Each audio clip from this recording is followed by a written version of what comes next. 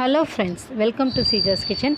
இன்றைக்கி நம்ம வந்து ஹோம்மேடு ரைஸ் ஃப்ளவர் செய்கிறது எப்படிங்கிறது மட்டும்தான் உங்கள்கிட்ட ஷேர் பண்ண போகிறேன்.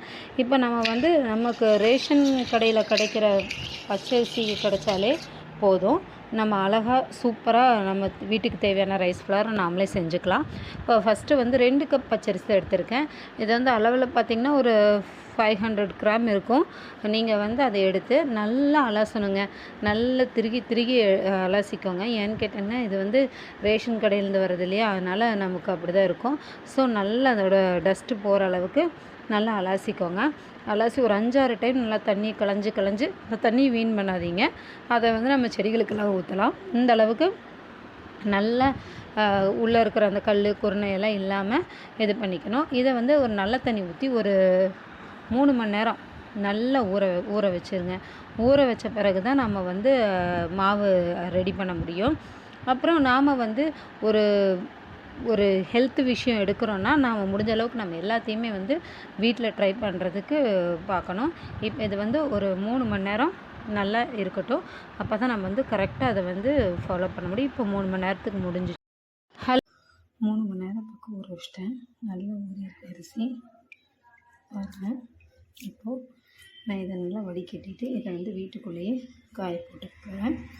அது வடிகட்டிட்டு உங்களுக்கு காமிக்கிறேன். பாருங்கள், இது வீட்டுக்குள்ளே தான் ஒரு ஒயிட் கிளாத் வச்சுருக்கேன். இப்போ நான் எடுத்து வச்சிருந்த ரைஸை வந்து இந்த கிளாத்தில் அப்படியே நான் பரப்பி விட்டுக்கு போகிறேன். இது வீட்டுக்குள்ளேயே நீங்கள் செஞ்சால் போதும். இதை வந்து வெயிலில் காய வைக்கணும்னு அவசியம் இல்லை. ஏன்னு கேட்டால் புட்டு மாவை பொறுத்த வரைக்கும் உங்களுக்கு ஒரு ஈரப்பதம் இருந்தால் மட்டும்தான் நல்லாயிருக்கும். இதுவே நீங்கள் இடியாப்ப மாவு அரைக்கிறீங்கன்னா நல்லா காய வச்சு தான் நீங்கள் அதுக்கப்புறம் அரைக்க முடியும். பட் இது அப்படி இல்லை. இப்போ நான் முழுசாக அது ஃபுல்லாக சேர்த்துக்கிட்டேன். இந்த மாதிரி பரப்பி மட்டும் விட்டுக்கோங்க. ஃபேன் காற்று வேணும் அந்த மாதிரி எதுவும் கிடையாது. நீங்கள் இது இப்படியே ஒரு 20-25 நிமிஷம் விட்டிங்கன்னா உங்களுக்கு வந்து இது தண்ணி வந்து வடிஞ்சு ஒரு ஈரப்பதமான உலர்ந்திருக்கும். பட் ஈரப்பதமாக இருக்கிற மாதிரி இருக்கும். நான் உங்களுக்கு அந்த ஸ்டேஜ் காமிக்கிறேன். அந்த மாதிரி ஆன பிறகு நம்ம மிக்ஸி ஜார்லேயே போட்டு நம்ம அரைச்சிக்கலாம். நம்ம வீட்டுக்கு தேவையானதை நாம் இந்த மாதிரி அடிக்கடி ஃப்ரெஷ்ஷாகவே செஞ்சுக்கிட்டோம்னா நம்ம ஹெல்த்துக்கு நல்லது. ஸோ இந்த மாதிரி ட்ரை பண்ண பாருங்கள் எப்போவுமே. இப்போ நான் இது காஞ்ச பிறகு நான் உங்களுக்கு ஒரு 15 நிமிஷத்துக்கு அப்புறம் நான் உங்களுக்கு காமிக்கிறேன் எப்படி இருக்குன்ட்டு. பாருங்கள், இப்படி தான் இந்த பதம் தான். நம்ம கையில் வந்து ஈரப்பதம் இருக்கணும், ஆனால் தண்ணி இருக்கக்கூடாது. இந்த அளவுக்கு இதை இப்போ இதாகிடுச்சு. இப்போ நம்ம இதை வந்து அரைச்சிக்கலாம். இப்படி பண்ணும்போது இப்படி இருக்கும், ஆனால் இப்போ என்னதான் தண்ணி இருக்கக்கூடாது. இப்போ இதை நம்ம எடுத்து மிக்ஸி ஜாரில் போட்டு கிரைண்ட் பண்ணிக்கலாம். ஒரு ட்ரையான மிக்ஸி ஜார் எடுத்துக்கோங்க. இப்போ நான் அதில் வந்து ஒரு பாதி அளவுக்கு எடுத்து முதல்ல சேர்த்து கிரைண்ட் பண்ணிக்க போகிறேன்.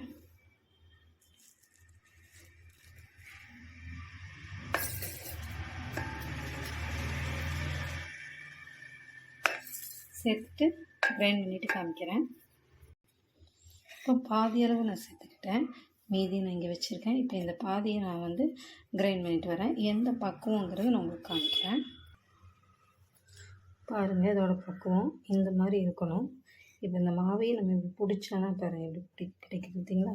இந்த அளவுக்கு ஈரப்பதம் இருந்தால் தான் உங்களுக்கு வந்து புட்டு வந்து நல்லாயிருக்கும். அதே மாதிரி ரொம்ப நைஸாக அரைச்சிடாதீங்க. இந்த மாதிரி இருக்கணும். பார்த்தா உங்களுக்கு தெரியுது பார்த்திங்களா. இந்த அளவுக்கு இருந்தால் தான் புட்டு வந்து உங்களுக்கு நல்லா வரும். இல்லைன்னா ரொம்ப ஒரு மாதிரி வேக விடுறக்குள்ள கழுகுலன்னு ஆயிரும். இந்த மாதிரி இதை வந்து இப்போ வந்து ட்ரான்ஸ்ஃபர் பண்ணிக்கலாம் இன்னொரு பாத்திரத்துக்கு. அடுத்து பேட்சுக்கான எடுத்துகிட்டேன். இப்போ இதையும் நான் வந்து கிரைண்ட் பண்ணிக்க போகிறேன். பாருங்கள், நெக்ஸ்ட் பேட்சு நான் அரைச்சிட்டேன். அதுவும் சேம் இதில் தான் அரைச்சிருக்கேன். இப்போ நம்ம இதை மாற்றிக்கலாம். நம்மளோட புட்டு மாவு ரெடி ஆயிடுச்சு. இப்போ நீங்கள் வந்து உடனே புட்டு சுடுறீங்கன்னு வைங்களேன், இந்த மாவை எடுத்து நீங்கள் அப்படியே புட்டு சுட்டுக்கலாம். ஆனால் வந்து என்னன்னா இதை வந்து ஒரு நாள் நம்ம இதை வந்து இப்போ இதை வறுத்துக்கணும். ஃபஸ்ட்டு வறுக்காமையும் புட்டு சுட்டாலும் ஒரு தப்பு இல்லை, நல்லா தான் வரும். பட் வந்து நம்ம இதை ஸ்டோரேஜ் பண்ணிக்குவோம். எல்லாம் ஒரே நாளில் இவ்வளவும் நம்ம எடுத்து பண்ண மாட்டோம் இல்லையா? அதனால் ஸ்டோரேஜ் பண்ணுறவங்க என்ன பண்ணுங்கன்னா, நல்ல இதை வந்து கொஞ்சமாக ஒரு ட்ரை கடாயில் போட்டு வறுத்து, அதுக்கப்புறம் நீங்கள் அது ஒரு ஏர்டைட் ஆற வச்சு ஒரு ஏர்டைட் பாக்ஸில் போட்டு வச்சிட்டிங்கன்னா இது கெட்டே போகாதுங்க. உங்களுக்கு அவ்வளோ நாள் நீடிக்குது. அந்தளவுக்கு நம்மளோட ஹோம்மேடோட ரைஸ் ஃப்ளார் வந்து ரொம்ப நல்லாயிருக்கும். இதை வேணும்னா நீங்கள் சலிச்சிக்கலாம். நான் சலிச்சுக்க போகிறதில்ல. ஏன்னு கேட்டிங்கன்னா இந்த மாதிரி திரி திரியாக வர்றது தான் புட்டுக்கு நல்லாயிருக்கும். சாப்பிடும்போது நல்லாயிருக்கும் அது. இல்லைன்னா வந்து ரொம்ப சன்னமாக இருந்தால் நல்லா இருக்காது. இது கரெக்டான கன்சிஸ்டன்சி. இப்போ நம்ம வந்து இதை வறுத்து எடுத்துக்கலாம். ஒரு கடாய் வச்சுக்கிட்டேன். இப்போ இதில் வந்து நம்ம அரைச்சி வச்ச மாவை சேர்த்துக்கலாம். நீங்கள் கொஞ்சம் கொஞ்சமாகவும் போட்டு சேர்த்துக்கலாம், இல்லை உடம்பு ஃபுல்லாகவும் போட்டுக்கலாம்.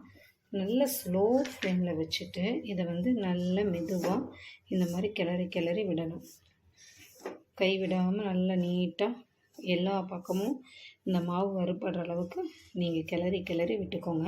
இது ஒரு 10-15 மினிட்ஸ் ஆகும் இந்த ப்ராசஸ்ஸு. இதை பண்ணி வச்சிங்கன்னா உங்களுக்கு வந்து ரொம்ப நாளைக்கு மாவு நல்லாயிருக்கும். நான் இதை ஃபுல்லாக ஃபினிஷ் பண்ணிவிட்டு உங்கள்கிட்ட காமிக்கிறேன். இதில் இன்னொரு விஷயம் சொல்ல மறந்துட்டேன். கலர் சேஞ்ச் ஆகக்கூடாதுங்க. அதில் புட்டு கலர் மாறிடும். நமக்கு வந்து அது எவ்வளோ ஒயிட்டாக இருக்குது பார்த்திங்களா? இது கலர் சேஞ்ச் ஆகாமல் வறுத்துடுங்க. ஸ்லோ ஃப்ளேமில் வச்சு உங்களுக்கு டைம் இருக்கும்போது கண்டிப்பாக செய்யுங்க. எப்போவுமே அர்ஜென்ட்டுக்கு நம்ம இதை எடுத்து பண்ணிட்டு வச்சுருந்தோம்னா கருகி போயிடும். ஸோ அதனால் கொஞ்சம் பொறுமையாக இருக்கிற டைமை பார்த்து இந்த மாதிரி ப்ராசஸ் ஒர்க்லாம் பண்ணுங்கள். அதுதான் நமக்கு வந்து பெஸ்ட்டாக இருக்கும். இந்த மாதிரி மெதுவாக நல்லா கிளறி ஓரத்துலேருந்து சைட்லேருந்து அப்படி கரெக்டாக எடுத்து விட்டு வறுத்துடுங்க.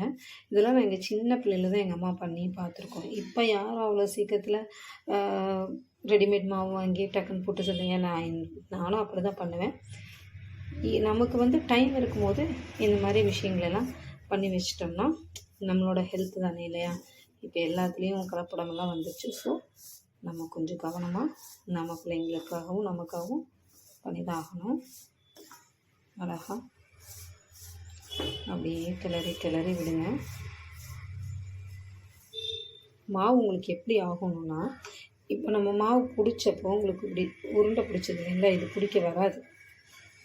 கொஞ்சம் நல்லா ஷைன் ஆயிரும் மாவு.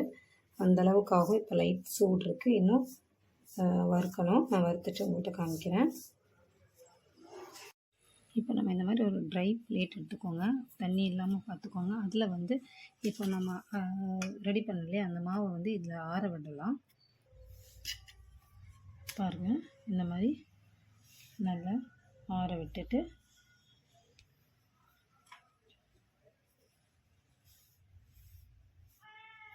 உங்களுக்கு பார்த்தாலே தெரியும் நல்லா அது வந்து குக் ஆகிருக்கு. இந்த மாவு நல்லா ஃப்ரை ஆகிருக்குன்னு.